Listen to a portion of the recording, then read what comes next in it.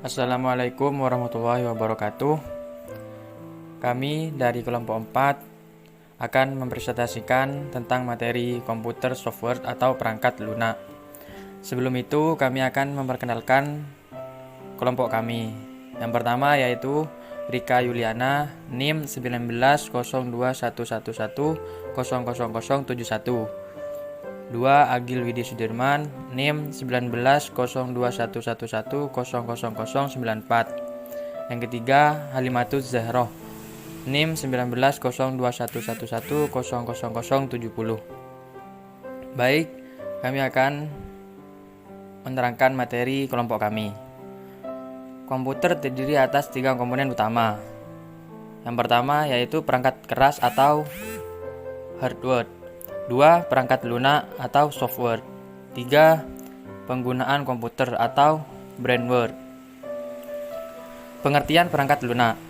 Menurut Marwin Shafrizal Daulay, perangkat lunak atau software adalah sebuah perangkat yang berfungsi sebagai pengatur aktivitas kerja komputer dan seluruh instruksi yang mengarah pada sistem komputer.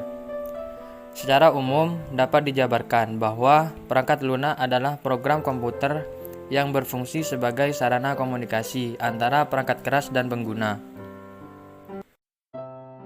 Perkenalkan, nama saya Rika Yuliana, NIM 190211100071. Nah, di sini saya akan meneruskan penjelasan dari Saudara Agil, di mana saya akan menjelaskan tentang perangkat lunak yang dibagi menjadi 3 kelas, yaitu yang pertama, program aplikasi. Program yang digunakan komputer untuk mengerjakan tugas yang kita perintahkan. Yang kedua, sistem operasi. Perangkat lunak yang mengatur dan mengelola penggunaan perangkat keras dalam sistem komputer. Yang ketiga, bahasa pemrograman, di mana berfungsi apabila komputer telah memiliki sistem operasi. Sebelum diberi program aplikasi, komputer harus diberi sistem operasi terlebih dahulu. Selanjutnya yaitu ada jenis perangkat lunak. Perangkat lunak dibagi menjadi 3, yaitu sistem operasi, aplikasi, pemrograman. Di sistem operasi ada Windows, di mana Windows diciptakan oleh Microsoft pada pertengahan tahun 1980-an. Sampai hari ini sudah terdapat banyak versi Windows, di antaranya yaitu Windows 10, Windows 8, Windows 7, dan lain-lain.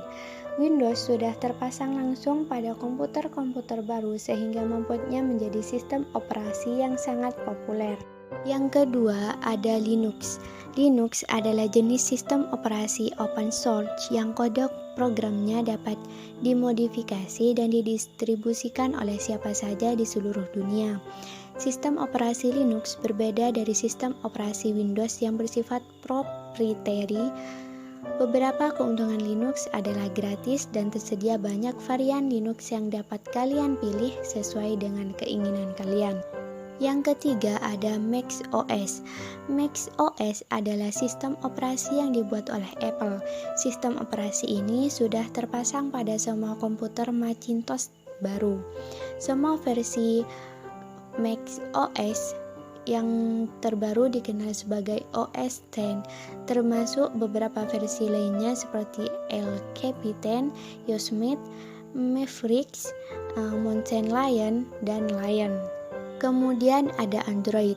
Nah, kalian pasti sudah kenal semua ya. Android adalah sistem operasi berbasis Linux yang dirancang untuk perangkat bergerak layar sentuh seperti telepon pintar dan komputer tablet.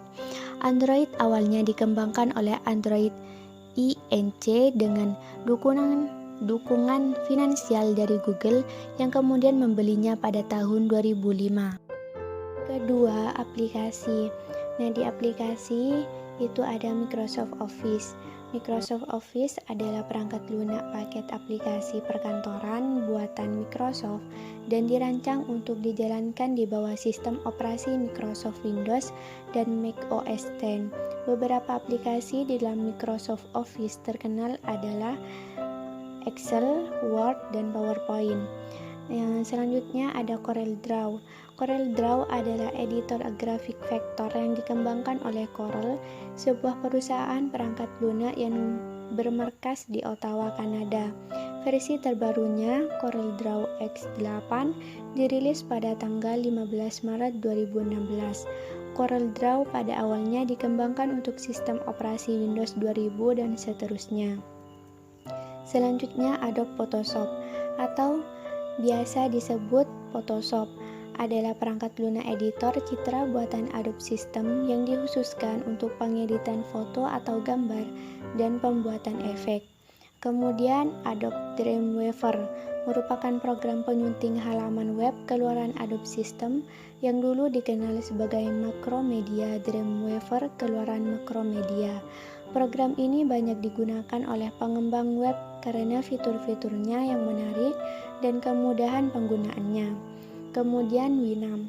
Winamp adalah suatu pemutar media buatan Numsoft yang sekarang merupakan suatu cabang Time Warner.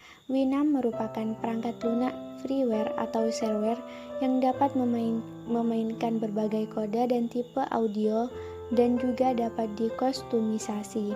Winamp pertama kali diluncurkan oleh Justin Frankel pada tahun 1996. Yang ketiga, pemrograman. Nah, di pemrograman ada Delphi.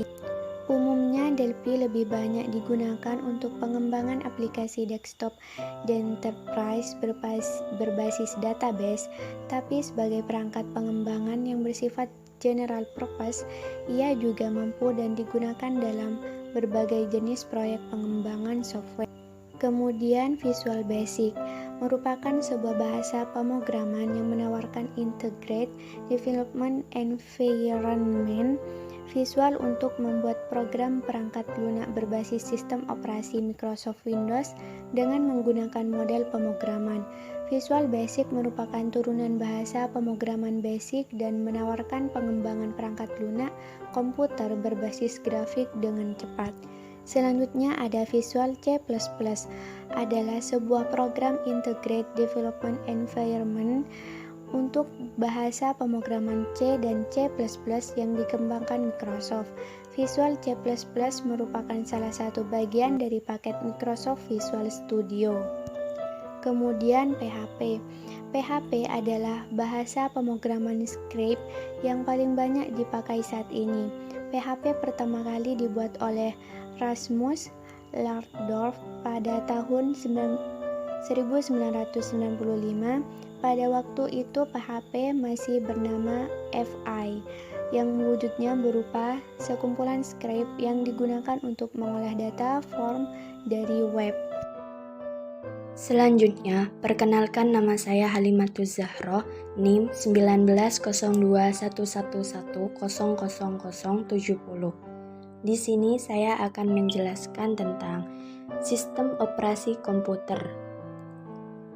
Setiap komputer harus dilengkapi dengan sistem operasi untuk melayani pengguna agar dapat memerintahkan pelayanan yang diperlukan untuk mengoperasikan komputer.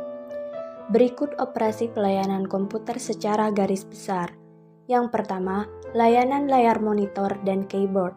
Yang kedua, layanan pembaca dan penulis dari ke media penyimpanan. Yang ketiga, layanan eksekusi program aplikasi dan pencetakan. Yang keempat, layanan lalu lintas data dengan perangkat lain di luar komputer. Sekarang ini banyak sekali sistem operasi yang dapat kita jumpai di pasaran.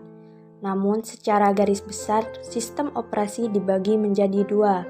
Yang pertama, sistem operasi berbasis teks atau yang lebih dikenal dengan Disk Operating System atau DOS. Yang kedua, sistem operasi berbasis Grand Visual User Interface atau GUI atau disebut dengan Windows. Sekian pemaparan dari kelompok kami, kurang lebihnya mohon maaf. Assalamualaikum warahmatullahi wabarakatuh.